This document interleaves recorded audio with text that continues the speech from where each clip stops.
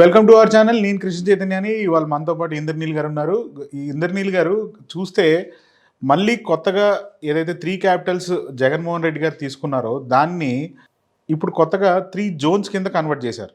ఈ 18 నెలల కాలంలో వీళ్ళ పరిపాలనలో కేవలం అమరావతి కోసం అప్పులు చేయటం పక్కన పెడితే మిగిలిన ప్రాంతాల్లో అభివృద్ధి కానివ్వండి, ఒక ప్రాజెక్ట్ అవచ్చు, ఏ డెవలప్మెంట్స్ నోచుకోవట్లేదు. కాబట్టి వస్తున్న వ్యతిరేకతని దృష్టిలో పెట్టుకొని అలా అని వికేంద్రీకరణ, పాలనా వికేంద్రీకరణ, అభివృద్ధి వికేంద్రీకరణ వైపు ఒక అడుగు వేశారు అంటే జగన్ గారు చెప్పిందే నిజం కదా, జగన్ గారు చేసిందే కరెక్ట్ కదా, మీరు కొత్తగా ఏం చేశారో ఆయన ఫాలో అవటం తప్పితే అంటారు. కాబట్టి 3 రాజధానుల్లో లేదు, అంతకుముందు కూడా అభివృద్ధి మండల్లాగా ఉండేవి, ఉత్తరాంధ్రాకి సపరేట్గా జోన్స్ లాగా అప్పుడు ఉండేవి. సో దాన్నే వీళ్ళు ఏంటంటే రెవెన్యూ పేరు మార్చి జోనుల్లాగా అనౌన్స్ చేశారు కానివ్వండి. అంటే ఏ పర్పస్ మీద చేశారు అంటే 3 ఐఏఎస్లను అయితే దానికి సీఈఓలుగా మెన్షన్ చేశారు కానివ్వండి. అంటే ఏం చేయబోతున్నారు అంటే డెవలప్మెంటా? ఆ డెవలప్మెంటే కదా మరి జగన్మోహన్ రెడ్డి గారు చెప్పింది. ఈ ఒక్క ఇన్సిడెంటే కాదు, మీరు కానీ తీసుకుంటే జగన్మోహన్ రెడ్డి గారు మొదటగా ఏం చెప్పారు, వైజాగ్ అనేది ఆర్థిక రాజధాని అని చెప్పారు.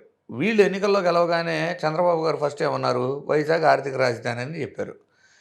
తరువాత జగన్మోహన్ రెడ్డి గారు ఏం చెప్పారు, అమరావతి అనే దాంట్లో మనకు అసెంబ్లీ ఉంటుంది, అది ఒక లెజిస్లేటివ్ కౌన్సిల్ లాగా మన క్యాపిటల్ లాగా ఉంటుంది. కాకపోతే ప్రస్తుతం ఉన్న వనరులు రిసోర్సెస్ రీత్యా అంటే ఐటీకి సూటబుల్గా అన్నీ అవైలబుల్ ఉన్నాయి కాబట్టి ఏదన్నా అవకాశాలు ఉన్నవన్నీ కూడా వైజాగ్కే వస్తాయి ఇప్పుడున్న పరిస్థితుల్లో అని చెప్పారు. మరి కూటమి ప్రభుత్వం అధికారంలోకి వచ్చిన తర్వాత ఏం చేస్తుంది, అదే పని చేస్తుంది. వచ్చిన కంపెనీలన్నీ వైజాగ్కే వస్తున్నాయి, ఐటీ కంపెనీలు వచ్చిన వైజాగ్కే వస్తున్నాయి. కేవలం వీళ్ళు కూడా అమరావతి పేరు మీద చెబుతుంది ఏంటంటే అసెంబ్లీ కానివ్వండి ఇవి వస్తున్నాయి. ఎడిషనల్గా ఏంటి, ఒక రాజధాని అంటే బ్యాంకులు, గవర్నమెంట్ ఇన్స్టిట్యూషన్స్ ఇవన్నీ వస్తున్నాయి. సో ఇదే కదా జగన్మోహన్ రెడ్డి గారు కూడా చెప్పింది. నెక్స్ట్ గ్రామ సచివాలయాలు అనే కొత్త వ్యవస్థని అసలు మన రాజ్యాంగంలో ఆర్టికల్లో రాసింది ఏంటి, ఎప్పటికైనా ఏదైనా ఒక ప్రభుత్వం సాధించాలనుకుంది పరిపాలనని గ్రామ స్థాయిలోకి తీసుకురాగలగటం అనేది, గ్రామ స్వరాజ్యాన్ని సాధించాలనేది గాంధీ గారి చిరకాల కోరిక. అదే రాజ్యాంగంలో కూడా మెన్షన్ చేశారు. సో అది అచీవ్ చేసిన one and only CM in entire nation ఎవరు, జగన్మోహన్ రెడ్డి గారే కదా. దాన్ని ఇప్పుడు ఏమంటారు, ఎప్పటికైనా లాంగ్ రన్లో గ్రామ సచివాలయాలు జగన్ గారి పేరు మిగిలిపోయింది కాబట్టి దాన్ని విజన్ కేంద్రాలుగా పేరు మార్చాలని ప్రయత్నించి వచ్చిన వ్యతిరేకత కొంచెం వెనకడుగేయడం జరిగింది. అంటే ఏంటి, జగన్ గారు ఏదైనా చేస్తారు, వీళ్ళు అనుసరించడం ఫాలో అవడమే కానీ వీళ్ళు ఏదైనా చేసింది ఉండిద్దా, లేదు. ఇప్పుడు కొత్తగా విజన్ 2047, ఒకప్పుడేమో విజన్ 2020 అన్నారు. ఆ విజన్ 2020లో కూడా ఏంది, ఐటీ డెవలప్మెంట్ గురించి చాలా ప్రాధాన్యత ఇచ్చినట్టు మెన్షన్ చేశారు. ఐటీ అప్పటికే స్టార్ట్ అయిపోయింది. ఈయన అధికారంలో రాకముందే సైబర్ సిటీకి శంకుస్థాపన నేదురుమల్లి జనార్దన్ రెడ్డి గారు చేశారు. ఐటీ స్టార్ట్ అయింది అప్పటికే. సో స్టార్ట్ అయింది, ఫ్యూచర్లో ప్రోగ్రెసివ్గా ఉండేది, దాన్ని ఈయన విజన్ డాక్యుమెంట్లో మెన్షన్ చేసుకుంటారు. ఏదైతే విజన్ 2020 అన్నారో తర్వాత 20 సంవత్సరాల పాటు హైదరాబాదులో ఆయన అధికారంలోనే లేరు. 10 సంవత్సరాలు కాంగ్రెసు, రాజశేఖర రెడ్డి గారు, తర్వాత 10 సంవత్సరాలు కేసీఆర్ గారు అధికారంలో ఉన్నారు. ఇప్పుడు వాళ్ళ ఛానల్లో ఏం చెబుతారు, అప్పట్లో విజన్ 2020 అని చెప్పారు. తీగలొంతుల మీద నుంచొని చూసేదాన్ని చంద్రబాబు గారు విజన్ అని చెబుతారు. ఏ విధంగా చెబుతారు నిసిగ్గుగా. సేమ్ అప్పుడు ఏమైతే చేశారో ఇప్పుడు కూడా చూడండి, విజన్ 2047. ఇందులో మేజర్గా ఏం మెన్షన్ చేస్తున్నారు, ఆంధ్రప్రదేశ్ యొక్క విజన్లో గ్రీన్ ఎనర్జీ యొక్క రెన్యూబుల్ ఎనర్జీ ప్రాజెక్ట్స్ అనేది మేజర్గా మెన్షన్ చేశారు. అదేమన్నా ఇప్పుడు స్టార్ట్ అయిందా, జగన్మోహన్ రెడ్డి గారు 8 లక్షల కోట్ల ఎంఓయూలు ఆయన హయాంలోనే చేసేసారు. అంబానీ, అదానీ, గ్రీన్కో ఇలాంటి ఎందరో వచ్చేసి ప్రాజెక్ట్స్ కూడా లైవ్ అయిపోయినాయి, కొన్ని ప్రోగ్రెసివ్గా ఉన్నాయి. వీటిని నేను డాక్యుమెంట్లో పెట్టుకుంటారు. రేపు ఆయన ఉండా లేకపోయినా వీళ్ళకి సపోర్టివ్ మీడియా ఉండేది, వీళ్ళు భజన చేస్తారు. ఇదంతా చంద్రబాబు గారి విజన్ అనుకుంటూ. అంటే ఏ ఇన్సిడెంట్ అని తీసుకోండి, అదేంటంటే జగన్మోహన్ రెడ్డి గారు చేయటం, వీళ్ళు ఫాలో అవటమే కానీ ఇంకా కొత్తగా ఏముంటుంది. మన దుబాయ్ అండ్ యూఏఈ వెళ్ళారు, లేదు సమ్మిట్ పెట్టారు, ఇన్వెస్టర్ సమ్మిట్. దుబాయ్ వెళ్ళినా ఎయిట్ వెళ్ళినా ఏమని చెప్పారు వాళ్ళు, మా రాష్ట్రం రెన్యూబుల్ ఎనర్జీకి అనుకూలమైనది రండి అని అడిగారు. మరి 2014 నుంచి 19 మధ్య ఉన్నారు మీరు, ఐటీ చేస్తాను, అమరావతి మొత్తం ఐటీ కంపెనీలు వస్తాయని కదా చెప్పారు. అదే కదా మరి మన ప్రజలు అర్థం చేసుకుంది. ఎప్పుడైతే జగన్మోహన్ రెడ్డి గారు తీర ప్రాంతం ఎంత ఉందో నేషనల్ గవర్నమెంట్ కూడా ఎలాగూ కోస్టల్ కారిడార్ డెవలప్ చేస్తుంది, అనుసంధానంగా మనం పోర్టులు డెవలప్ చేసుకోవటం, లేదు ఫిషింగ్ హార్బర్ డెవలప్ చేసుకోవటం, లాజిస్టిక్స్గా హబ్స్గా డెవలప్ చేసుకోవటం, ఫుడ్ ప్రాసెసింగ్ యూనిట్స్ డెవలప్ చేసుకుంటే మన ఆంధ్రప్రదేశ్కు ఉన్న సహజ వనరుల రీత్యా మనకి ఆర్థికంగా వెసులుబాటు ఉంటుంది అని ఆలోచించి నేషనల్ గవర్నమెంట్ చాలా హెల్ప్ చేసింది ఈ విషయంలో, మోడీ గవర్నమెంట్ కూడా. సో చాలా స్పీడ్గా 4 పోర్ట్లు అవ్వచ్చు, 10 ఫిషింగ్ హార్బర్లు అవ్వచ్చు, ఇవన్నీ స్టార్ట్ అయిపోయినాయి. అంటే స్టార్ట్ అవ్వడం వర్క్ బాగా అగ్రెసివ్గా స్టార్ట్ అయింది. ఇప్పుడు వెళ్ళి ఏం చెప్పారు, ఇవన్నీ జరుగుతున్నాయి, ఇంకా కొత్తగా మీరు కూడా రండి.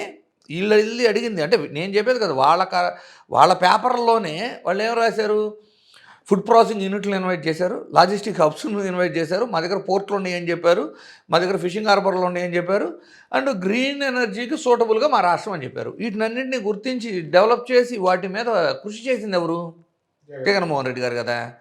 సో ఈ రోజున 3 రాజధానులు తీసుకున్నా, లేదు గ్రామ సచివాలయాలు తీసుకున్నా, అట్లా మీరు ఏది తీసుకున్నా కూడా, ఏ ఒక్క ఇన్సిడెంట్ తీసుకున్నా అది జగన్మోహన్ రెడ్డి గారు ప్రారంభిస్తేనో, జగన్మోహన్ రెడ్డి గారు కృషి విపరీతంగా చేయటం వలన అది ముందుకెళ్తుంది.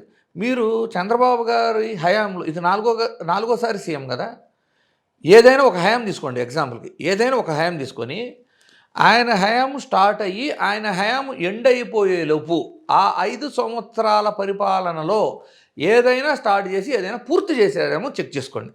ఉండదు, ఏది ఉండదు, ఎందుకంటే ఆయనకి ఇష్టం ఉండదు. ఆయన ఎలాంటి అంటే ఇప్పుడు మీరు 1999 నుంచి 2004 తీసుకున్నాం అనుకోండి, శంషాబాద్కి శంకుస్థాపన చేస్తారు, ల్యాండ్ పూలింగ్ చేయరు మళ్ళీ, ఎందుకంటే రైతులు డబ్బులు ఇవ్వాలి కదా, దాన్ని కట్టాలంటే ఖర్చు కదా, దాని జోలికి వెళ్ళరు, ఓన్లీ శంకుస్థాపన చేస్తారు. అవి కూడా ఎప్పుడు చేస్తారు, ఇంకో 2 ఏళ్లలో అధికారంలో దిగిపోతాం అనగా గెజిట్ నోట్ ఇచ్చి ఇక్కడ ఎయిర్పోర్టు అవన్నీ చేస్తారు.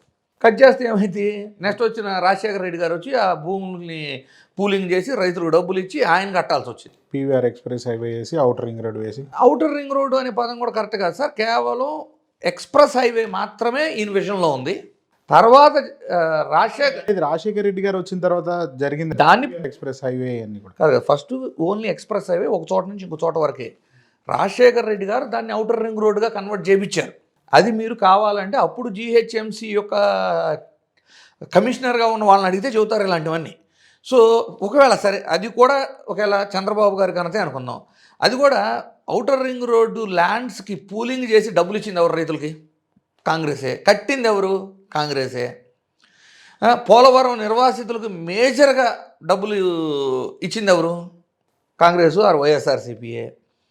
మీరు చివరికి ఇంత బ్రాండ్ వాళ్ళ బ్రాండ్ బేబీలాగా చెప్పుకునే అమరావతి విషయానికి వెళ్ళినా కూడా ఇన్నర్ రింగ్ రోడ్డు కూడా మేజర్గా కంప్లీట్ చేసింది ఎవరు, జగన్మోహన్ రెడ్డి. కృష్ణానది మీద సైతం కంప్లీట్ చేసిన దాన్ని 18 నెలలు అవుతున్నా దాన్ని కలపకుండా, అవుటర్ రింగ్ రోడ్ ఇంతవరకు గెజిట్ ఇవ్వకుండా, ఇప్పుడు ఏం చెబుతారు, నేషనల్ హైవేస్ వాళ్ళు దాన్ని మొత్తం క్షుణ్ణంగా పరిశీలించి దానికి ఎంత ఫండింగ్ అవసరమైతే అన్నీ వాళ్ళు క్యాలిక్యులేట్ చేసి వాళ్ళు అప్రూవల్ రావడానికి ఇంకా సంవత్సరం పట్టిద్ది అన్నారు. అంటే ఏమైంది, ఆల్మోస్ట్ 3 ఏళ్ళు అయిపోయింది.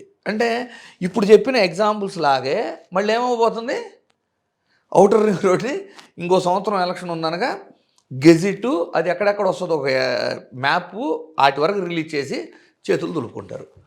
ఇప్పుడు ఒకవేళ అది చేయాల్సి వస్తే ఎవరు చేయాల్సి వస్తారు, మళ్ళీ ప్రభుత్వం మారితే మళ్ళీ జగన్మోహన్ రెడ్డి గారు వచ్చి దాన్ని పూలింగ్ డబ్బులు రైతులకు డబ్బులు ఇచ్చి దాన్ని పూలింగ్ చేసి మళ్ళీ దాన్ని నేషనల్ గవర్నమెంట్ సపోర్ట్తో జగన్మోహన్ రెడ్డి గారు కంప్లీట్ చేయాల్సి వస్తారు. సో ఇలాంటి ఏదో ఎందుకు కనకదుర్గమ్మ ఫ్లైఓవర్ కనీసం ఒకటైనా కంప్లీట్ అయిందా, అప్పుడు స్టేట్మెంట్లు ఏమిచ్చారు, పుష్కరాల లోపు కంప్లీట్ చేస్తామన్నారు. ఇప్పుడు పోలవరం విషయం ఏమన్నారు, 2027కి అన్నారు. ఇప్పుడు మళ్ళీ ఏమంటున్నారు, పుష్కరాల సమయానికి కంప్లీట్ చేస్తామన్నారు. పుష్కరాల సమయానికంటే ఇంకా 2 ఏళ్లలో కంప్లీట్ అయితేనే మనం ఆశిద్దాము, చూద్దాం, వెయిట్ చేసి చూద్దాం. బట్ నేనేమంటున్నానంటే కనీసం ఒక ఫ్లైఓవర్ కంప్లీట్ అవ్వలేదు కదా. అదే జగన్మోహన్ రెడ్డి గారు హయాం తీసుకుందాం. అంటే నేనేం చెబుతున్నానంటే 4వ సీఎం చేస్తున్న చంద్రబాబు నాయుడు గారు తను ప్రతి టర్మ్లో తను ఎక్కి తను దిగేలోపు 5 ఏళ్ల కాలం ఉంది కదా, ఈ 5 ఏళ్ల కాలంలో స్టార్ట్ చేసి కంప్లీట్ చేసింది ఏదన్నా ఉందా. అదే జగన్మోహన్ రెడ్డి గారి విషయానికి వెళ్దాం. గ్రామ సచివాలయాలు 1-2 కాదుగా, వేలల్లో. రైతు భరోసా కేంద్రాలు 1-2 కాదుగా, వేలల్లో. క్లినిక్లు, ఏది విలేజ్ క్లినిక్లు తీసుకోండి, లేదు ఫ్లైఓవర్స్, మీకు బెంచ్ సర్కిల్కి వెళ్ళే ఫ్లైఓవర్స్ అవ్వచ్చు, వైజాగ్ ఫ్లైఓవర్స్, ఎన్ఐడి ఫ్లైఓవర్ అవ్వచ్చు, మీకు ఇలా తీసుకుంటా ఎగ్జాంపుల్స్ తీసుకుంటే రిటెన్షన్ వాళ్ళు మర్చిపోయారు మీరు. రిటెన్షన్ వాల్ అవ్వచ్చు, అట్లా ఒకటి కాదు, ఇక ఇట్లా చెప్పుకుంటా పోతే వందల ఎగ్జాంపుల్స్ ఉంటాయి. అంటే ఉత్తానంలో డయాలసిస్ సెంటర్లు అవ్వచ్చు, కొన్ని ఏళ్ల తరాల నుంచి చేయలేనియే కదా అవన్నీ. ఇలా ఎగ్జాంపుల్గా తీసుకుంటా పోతే ఎన్నో చేసినప్పుడు అందులో ఏంటి, మళ్ళీ గుర్తుపెట్టుకుంటే 2 సంవత్సరాలు కరోనా. ఆ కరోనా యొక్క లోటు బడ్జెట్, దాని మీద ఎక్స్పెండిచరు, మళ్ళీ ఇంకొక సంవత్సరం యొక్క రెవెన్యూని తినేసింది. అంటే 2 సంవత్సరాల లేదు 2.5 సంవత్సరాల పరిధిలో ఇన్ని వర్క్స్ ఒక వ్యక్తి కొత్తగా ఫస్ట్ టైం సీఎం అయిన వ్యక్తి స్టార్ట్ చేసి కంప్లీట్ చేయగలిగినప్పుడు, 4గోసారి సీఎంగా పనిచేస్తూ ఏది కంప్లీట్ చేయట్లేదు కదా. అమరావతి విషయమే తీసుకోండి, 2014 నుంచి 2019 లోపు 10% వర్క్లే కంప్లీట్ చేశారు కదా. సరే, ఇప్పుడు మళ్ళీ 18 నెలలు కంప్లీట్ అయింది. ఈ 18 నెలల్లో ఎంత పర్సెంట్ కంప్లీట్ చేశారని శ్వేతపత్రం రిలీజ్ చేయగలరా? సో ఇవన్నీ కంపారిజన్ కానీ మీరు చూసుకుంటే, ఏదైనా కానీ ఇప్పుడున్న నాయకుల మధ్య కంపారిజన్ చెప్పమంటే, జగన్మోహన్ రెడ్డి గారు ఏదైనా చేస్తారు, కొత్తగా స్టార్ట్ చేస్తారు, దాన్ని ఫాలో అవటమే తప్పితే లేదు. ఇంకా చేతనైతే ఏం చేయగలరు అంటే పేర్లు మార్చుకుంటూ పోతారు. I'm not a game changer, I'm just a name changer అనుకుంటూ ఏం చేయగలరు? అమ్మఒడి పథకం యొక్క పేరు మారుతారు, లేదు మీకు ఆరోగ్యశ్రీ పేరు మారుతారు, లేదు ఈ 3 క్యాపిటల్స్ ప్రపోజల్లో పేరు మారుతారు. ఇలా పేరు మార్చటాలు మించి కొత్తగా ఏమైనా చేశారా? ఏమీ చేయట్లా. Right sir, thank you for joining us for today. చూద్దాం అసలు ఏం జరుగుతుంది, ఆ ఏపీలో ఎట్లా ఏ మార్పులు రాబోతున్నాయి అనేది. Thank you sir, thank you for joining us today.